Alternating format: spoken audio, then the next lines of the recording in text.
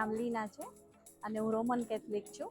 હું તમને લોકોને ખાલી આ ગભાણ જે બનાવ્યું છે, આ ગભાણ જ શું કામ બનાવવામાં આવે છે, આના વિશે હું તમને થોડુંક એક જાણકાર આપું છું કે જ્યારે મધર મેરીને ઈસુ ભગવાનનો જન્મ થવાનો હતો બેથલેહેમ ગામમાં, ત્યારે ત્યાં કોઈ પણ જગ્યા નહોતી, રહેવા માટે જગ્યા નહોતી. શું કામ રહેવા માટે જગ્યા નહોતી કે બેથલેહેમ ગામમાં લોકોને ત્યાં એવી ફરમાઈશ કરવામાં આવી હતી કે વસ્તી ગણતરી થવાની છે, એટલે આજુબાજુના બધા ગામના લોકો ત્યાં બેથલેહેમ ગામમાં આવ્યા હતા.